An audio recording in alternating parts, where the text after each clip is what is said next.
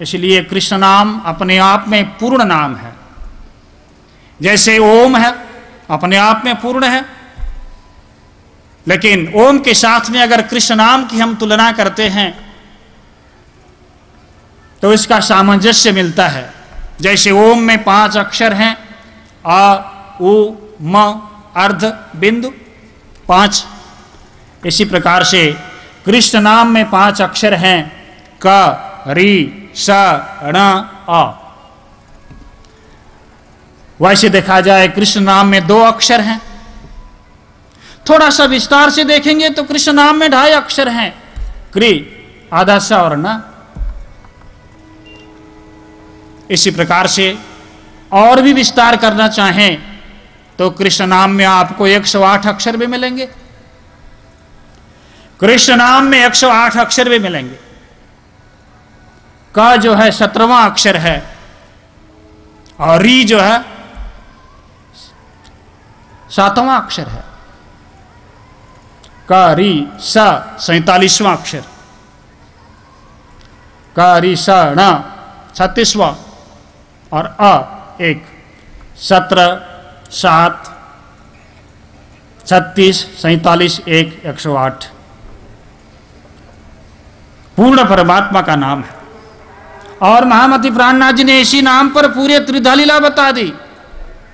श्री कृष्ण जब खड़े होते हैं 3 जगह से टेढ़े होते हैं, गर्दन से टेढ़े, कमर से टेढ़े और पांव से टेढ़े। इसी नाम में उन्होंने पूरी फिलोसफी बता दी। पांव से टेढ़े बैकुंठ की भक्ति, कमर से टेढ़े गोलोक धाम की भक्ति, गर्दन से टेढ़े परम धाम की भक्ति। और वृंदावन की लीला, मथुरा की लीला, द्वारका की लीला। लेकिन श्री कृष्ण 3 जगह से टेढ़े हैं, ध्यान रखना। जल्दीबाजी समझ में नहीं आते, और जिसको समझ में आ गए फिर वो बाहर निकलते भी नहीं।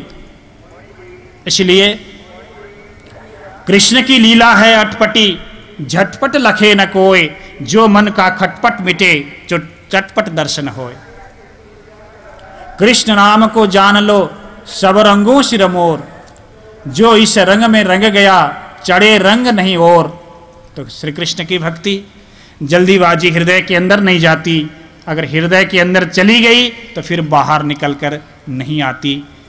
तो आज हम महाराज श्री को धन्यवाद देते हैं, जो कि उनके कृपा से, उनके प्रयास से इतनी संख्या में पूरे विश्व के सुंदर साथ एकत्रित होने का सौभाग्य उन्होंने हमें दिया। हम एकत्रित हुए, परमात्मा के गुणानुवाद गा रहे हैं, और इसके साथ साथ हमें कुछ सीखना है, कुछ समझना है, अपने जीवन में कुछ पाना है।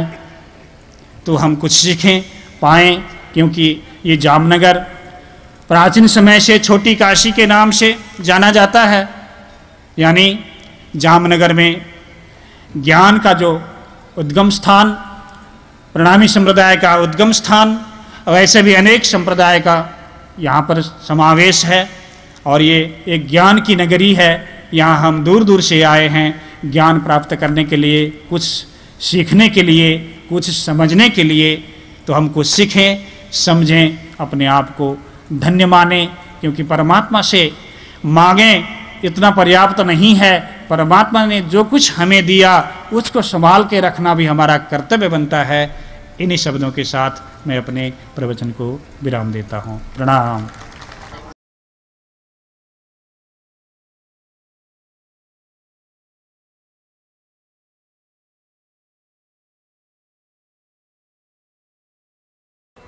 परम पूज्य, प्रातः स्मरणीय, वंदनीय, अर्चनीय, अनश्री विभूषित आचार्य श्री कृष्ण जी महाराज, परम पूज्य प्रातः स्मरणीय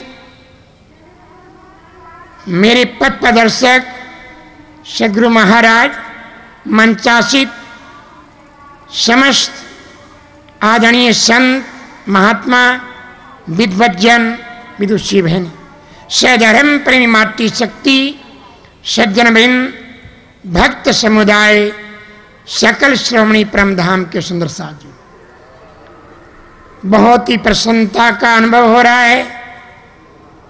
आज श्री कृष्ण प्रणामी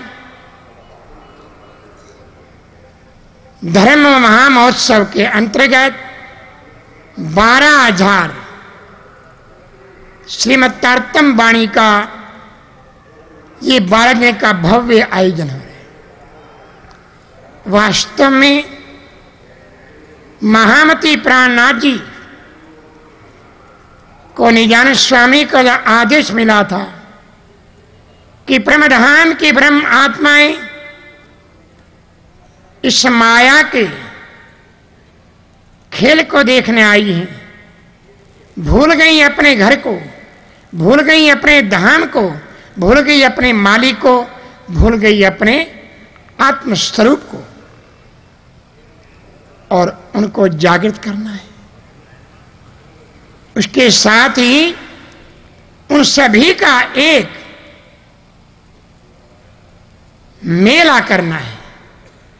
जो मूल मिलावा परमधाम में है, वो मूल मिलावा इस श्री 5 नौतनपुरी धाम जानन करना है। और वह मेला आज हो रहा है। वह मेला जो है आज हो रहा है 12 दिन का। धन्य हो तो मान के दे है, अखंड फल पाइए, सो क्यों पाए के वृथा गमाइए। मान के दे इस मानव जीवन से अखंड परमधाम की प्राप्ति करें।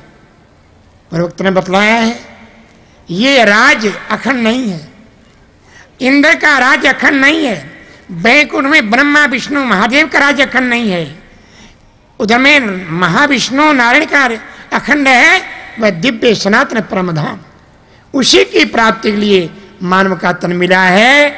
न तद भाष्यति सूर्यो न शशांको ने पावक है, यद गत्वा न निवर्तन्ते तद धाम परमम में। उस दिव्य परमधाम अखंड प्राप्ति के लिए मानव तन मिला है।